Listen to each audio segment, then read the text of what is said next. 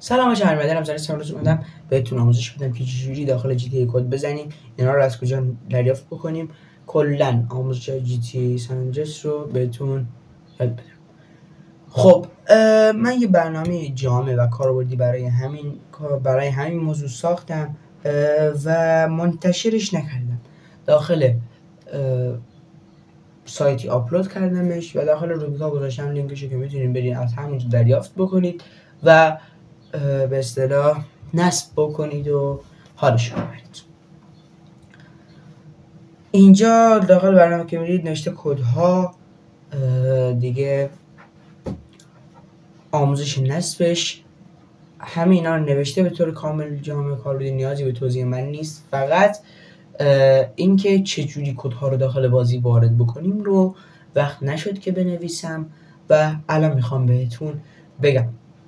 به این منظور شما باید برنامه iGame کیبورد رو که آیکون قرمز رنگی داره و شبیه، یعنی آیکون کیبورد رو داره، عکس کیبورد بعد قرمز رنگی، این رو نصب میکنید، میرید داخلش، از مارکت ترجیحاً دانلود کنید بهتره.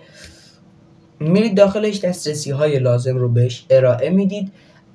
بعد از اینکه دسترسی ها رو بهش دادید، میخواد که برید داخل بازی. میرید داخل بازی مورد نظرتون، بعد اونجا براتون یه کیبوردی بالا، یه دایره‌ای بالا هستش که اگه بزنید کیبورد بازی کیبورد میاد براتون که میتونید کد مورد نظر رو وارد بکنید. حالا یا کپی کردید یا حفظ کردید یا نوشتید، مسئله نیست.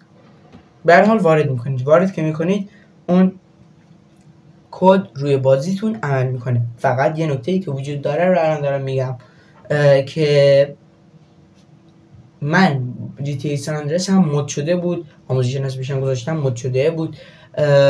حالا اگر مد شده نیست میتونید این کار رو انجام بدید، اگر مد شده باشه ممکنه روش کار نکنه. امیدوارم این ویدیو براتون جامع، جذاب، مفید و کاربردی باشه. لایک نره. روز خوش.